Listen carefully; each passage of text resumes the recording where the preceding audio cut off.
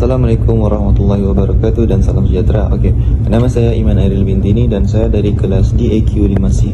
Okey, untuk pengenalan ini saya akan menerangkan sedikit latar belakang Lito Penaus Baname atau dipanggil udang putih.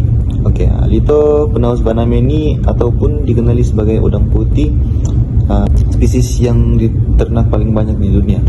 Ia disukai oleh para penternak disebabkan kadar pertumbuhannya yang cepat, kadar kelangsungan hidup yang tinggi, dan keupayaan menyesuaikan diri dengan tahap kemasinan yang berbeza.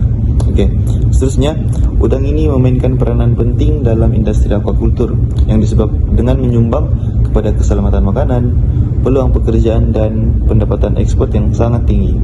Okey, seterusnya di Malaysia, Lito Penaus Baname ini adalah menjadi salah satu faktor yang penting dalam menghasilkan makanan laut secara mampan. Hai, Assalamualaikum. Saya Hamzah Jamil bin Jumat, nomor matriks 27 DAQ 23F 1108. So, untuk part saya akan menerangkan pengurusan kolam, penyediaan kolam, dan proses penyebaran benih. So, untuk langkah pertama, sebelum memulakan peternakan ataupun penyebaran benih, kita akan memastikan persekitaran kolam sesuai untuk pertumbuhan udang. So, firstly, kita akan membuat cucian, especially kepada dasar kolam untuk membuang lumpur dan organisme yang kita tidak ingin.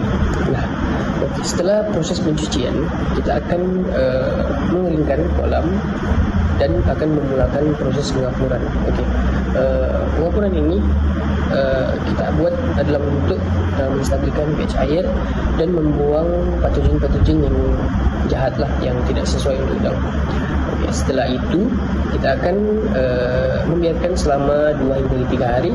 Lalu kita akan isi semula air pada kolam dan akan membuang baja organik ataupun baja kimia untuk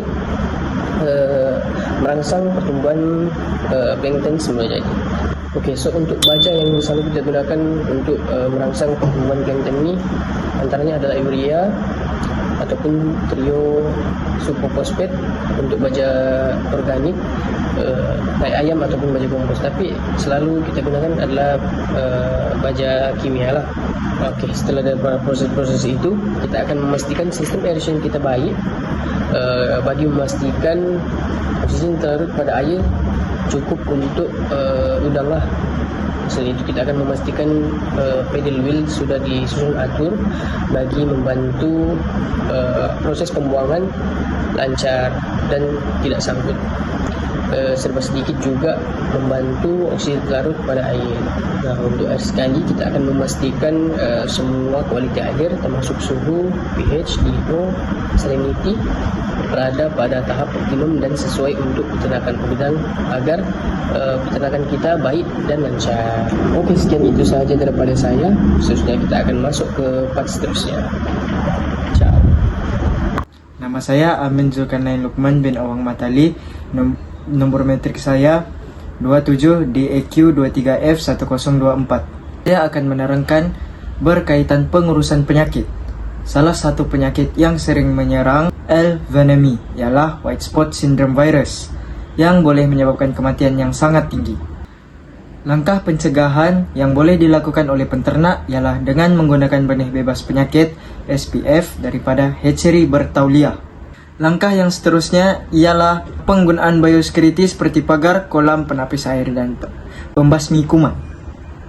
Seterusnya, memantau kesihatan udang kualiti air secara berkala. Ini boleh dilakukan setiap 2 minggu.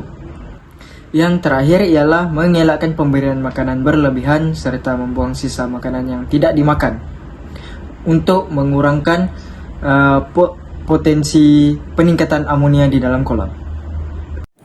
Okey, selamat pagi. Nama saya Kalsen Joni. Matrix number 27 DAQ 23F1099. Seterusnya, saya bakal menerangkan mengenai penuaian dan selepas tuaian. Okey, pertama sekali penuaian ini dijalankan apabila udang sudah mencapai tahap saiz yang optimum untuk dipasarkan di pasaran.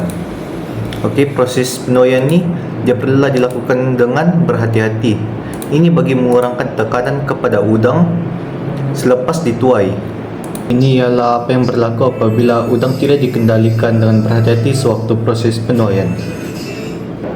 Okey, selepas dituai, udang perlulah dibersihkan dan disejukkan dengan ais, lalu disimpan dalam suhu rendah. Ini untuk mengekalkan kesegaran sebelum dipasarkan.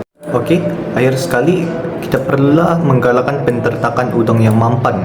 Dengan mengamalkan prosedur yang mampan, penternakan udang kita dapat menjamin keselamatan kepada pembeli. Bukan itu sahaja, kita juga dapat meningkatkan ekonomi komuniti di pesisiran. Dengan ini, ternakan udang dapat menjadikan jaminan untuk masa hadapan industri aquaculture yang lebih baik.